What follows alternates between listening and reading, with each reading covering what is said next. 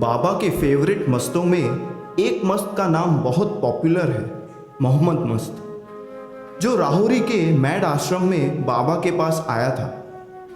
उस समय वह तीसरे व चौथे प्लेन्स के बीच में था। बाबा के कांटेक्ट के कारण वह चौथा प्लेन स्किप करके सीधा पांचवें प्लेन पर पहुंच गया था।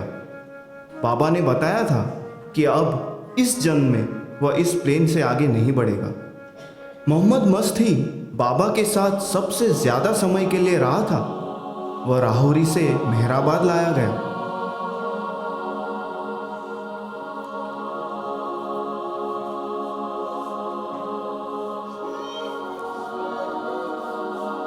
इस मोहम्मद मस्त को जो तुम राहुरी से देख रहे हो, ऐसा सुना जाता है कि यह रत्नागिरी में पैदा हुआ एक हिंदू कुम्हार है। इसका असली नाम तुकाराम चौहान है। रत्नागिरी में इसकी एक पत्नी व 2 बच्चे भी हैं। यह अपना घर छोड़कर जब बंबई आया तो मुसलमानों ने इसका नाम मोहम्मद रख दिया। जी बाबा, मैं इससे बॉम्बे में मिला था तो ये ऐसे लोगों से घिरा रहता था जो ये सोचते थे कि कोई भी जो थोड़ा आध्यात्मिक रूप से ऊपर हो, रूही की सत्तेबाजी में उनकी मदद करेगा, और ये भी उनको सत्य का नंबर बताता रहता था। हाँ बैदुल, ऐसा ही होता है। चलो अब सब अपने अपने काम में लग जाओ। जी बाबा। मोहम्मद, ये तुम क्या कर रहे हो? दीश पहातो। तुम जमीन में कुछ ढूंढ रहे हो जो तुम्हें चाहिए। दादा ने मुझे ऐसा बनाया है, मैं क्या करूं? बैदुल, लगता है ये बाबा को ही दादा कह रहा है। हाँ, लगता तो है। मैं ये दीश अपनी इच्छा से नहीं देख रहा, बल्कि मेरे पीछे से कोई दिव्य शक्ति मुझसे ये करा रही है। देखो बैदुल, मिट्टी खोदते खोदते इसके हाथ कितने खराब हो गए हैं, नाखून भी टूटे हुए हैं, वो मोटे मोटे हो गए हैं। हाँ, देखो तो, पर ये मिट्टी खोदे बिना मानता कहाँ है? बाबा कई महीनों के लिए कांस गए। वहां पहुंचकर उन्होंने मंडली को मोहम्मद मस्त को भी वहां लाने के लिए कहा। इन मस्तों को एक जगह से दूसरी जगह ले जाना बहुत ही मुश्किल काम था। यह सिर्फ उनके बिलवेड का ही काम था कि असंभव को भी संभव बना देते थे। अधी व बैदुल ने किसी तरह मोहम्मद को जहाज पर चढ़ाया। फिर क्या हुआ देखते हैं। मुझे सिगरेट दो।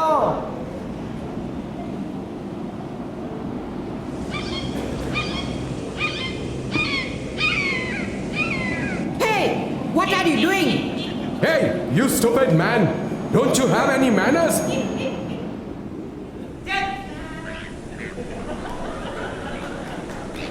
Cigarette.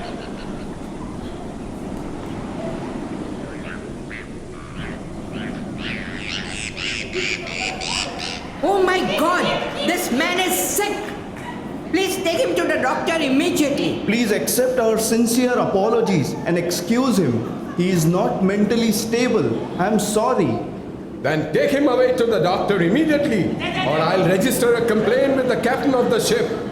Take him away right now. Right now!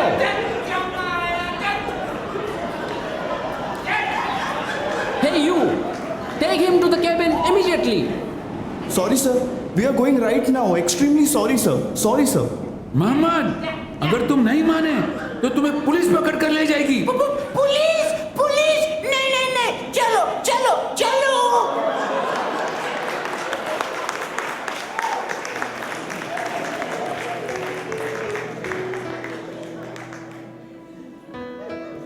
Adi, Badul, how are you? Welcome to Marseille.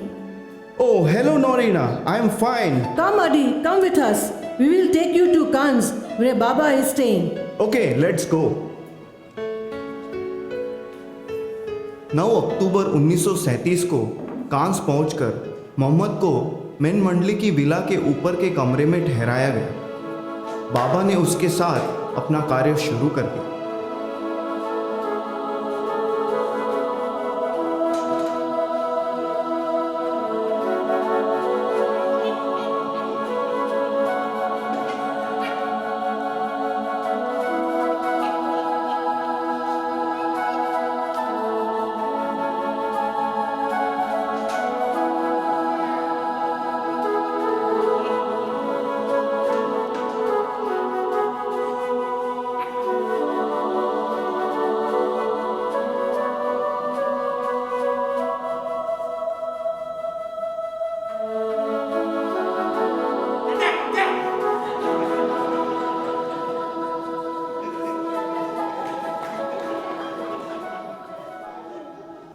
Mohammad, ये तुम हर वक्त क्या करते रहते हो?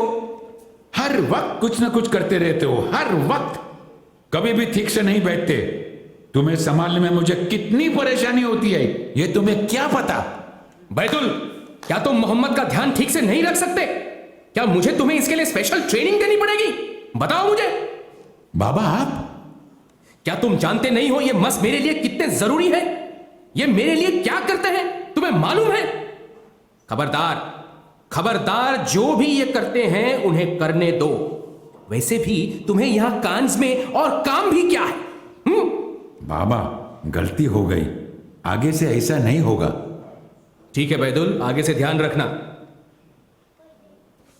Oh, Baba, we feel afraid of your anger. Baba is one of your close disciples. Baba, what happened? I've never seen you like this before. No, nothing serious, nothing serious. You are aware and you know that my work is always uppermost. Do you know this? Muhammad represents Germany. Yes. So you can imagine the significance of my work with him at this war time. Oh, Baba, we did not know about it. नवंबर 1937 में कान से भारत वापस आने के बाद बाबा जहां भी जाते थे मोहम्मद को अपने साथ ले जाते थे। जनवरी 1942 में मेहराबाद आने के बाद वह हमेशा के लिए यहीं रहने लगा।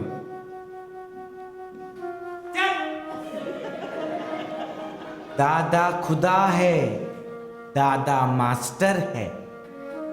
दादा खुदा है, दादा मास्टर है। दादा खुदा है, दादा मास्टर है। हाँ मोहम्मद, तुम सही कह रहे हो। सब कुछ दादा की इच्छा पर है, क्योंकि दादा है तो दुनिया है। दादा दया के मास्टर हैं। वाह मोहम्मद, तुम तो बहुत ही होशियार हो।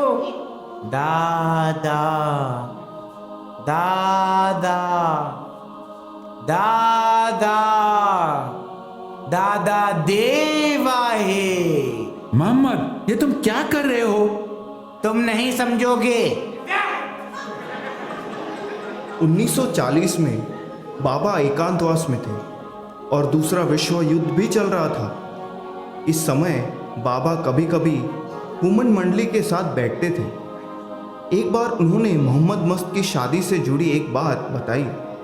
मोहम्मद के अपनी पत्नी बच्चों के बारे में पूछने पर बाबा हमेशा उससे कहते थे कि तुम्हारी पत्नी बच्चे आएंगे, पर एक दिन क्या हुआ?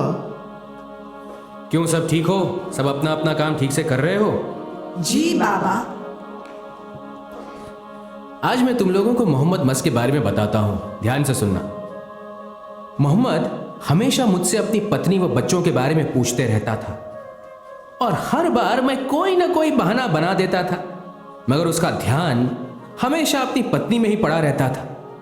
तो देखो देखो मैंने कैसे उसकी इस इच्छा को खत्म कर दिया। अरे क्या हो गया मोहम्मद, तुम रो क्यों रहे हो? दादा, मैंने कभी नहीं सोचा था कि आप मुझसे झूठ बोलेंगे। आपने कहा था कि मेरी पत्नी आने वाली है, वो कहाँ है? अब तक आई क्यों नहीं है? काका, ये इसलिए नहीं रो रहा है कि इसकी पत्नी नहीं आई, बल्कि इसलिए रो रहा है कि मैंने इससे झूठ बोला है। आई बात समझ में? लेकिन कुछ करना तो पड़ेगा हम लोगों को। जी बाबा। मोहम्मद, तुम्हारी पत्नी जल्दी आएगी, चिंता मत करो। बाबा ने एक बूढ़ी औरत को मोहम्मद की नकली पत्नी बनाकर उससे मिलने के लिए तैयार किया।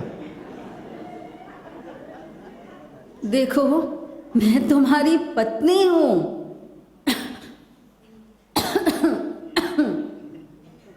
मैं यहां तुम्हारे पास आई तो हूं,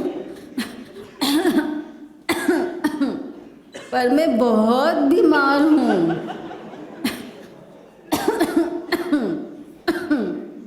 इसीलिए मेरी आंखों पर पट्टी बंधी है। अरे तुम आ गई। मैं तो कब से तुम्हारी राह देख रहा था। और हाँ, तुम तो बहुत बूढ़ी हो गई हो। हाँ, अब मैं यहाँ तभी आऊंगी जब पूरी तरह से ठीक हो जाऊंगी। अच्छा ठीक है, पर तुम ये सूरमा अपनी आंखों में डाल लो, जल्दी ठीक हो जाओगी। ठीक है, दे दो। मैं डाल लूंगी। अच्छा, अब मैं चलती हूँ फिर।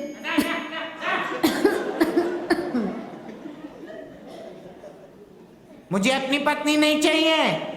वो हमेशा बीमार रहती है, हमेशा उसके साथ कुछ ना कुछ गलत होता रहता है। उसके बजाय मुझे आप एक मोर दे दो। मैं आपका मोर हूं। मेरा मोर कहाँ है? आओ, आओ, आओ।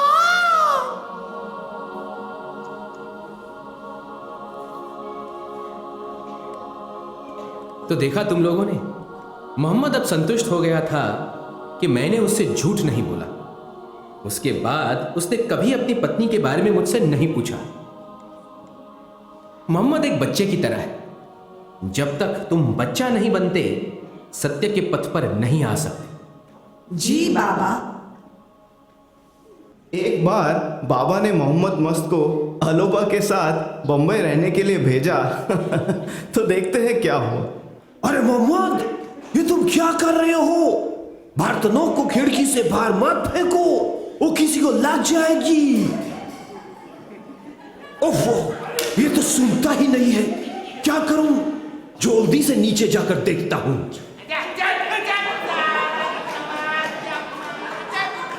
अरे मोहम्मद, तुम्हारे फेंके हुए बर्तन नीचे सबको लग रही है, सब चिल्ला रही है। दीश, दीश, दीश। अरे एक तो गलत काम कर रहे हो, फिर सुनते भी नहीं। अब बर्तन या कुछ भी नीचे मत फेंकना। मैं बाबा से कहकर खिड़की पर शीशा लगवाता हूं। खिड़की में शीशा लग गया तो एक नई मुसीबत। मोहम्मद कॉमन टॉयलेट में 4-5 घंटे बैठता था।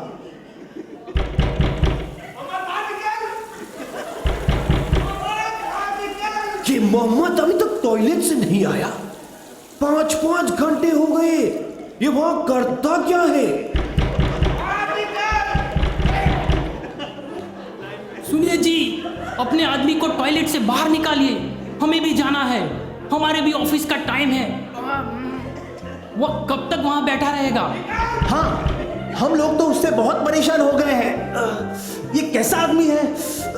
बड़ा ही अजीब तरह का व्यवहार करता है। देखो, मुझे तो वो नॉर्मल नहीं लगता। पागल खाने में क्यों नहीं डालते? हर वक्त हमें गालियां देता रहता है। अरे भाई, वो पागल नहीं है। आप लोग नहीं समझोगे। मैं उसे अभी बुलाता हूं। आप लोग परेशान ना हो। ठीक है, इसे निकालो जल्दी से। अब ये एक और नई मुसीबत। मैं क्या करूं? परेशान हो गया हूं।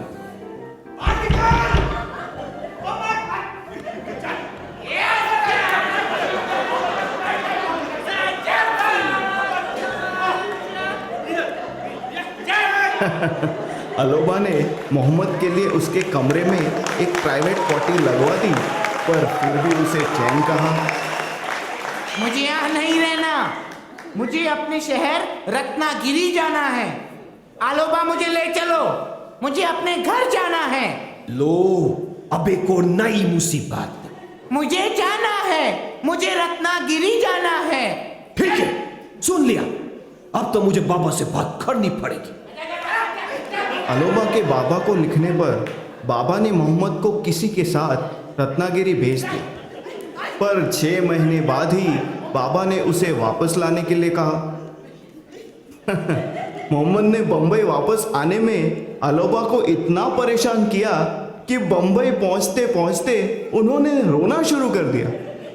तो ये था मोहम्मद मस्त, बाबा का प्रिय, जो अंत तक मेहराबाद में रहा और वहीं उसने अपना शरीर छोड़ा।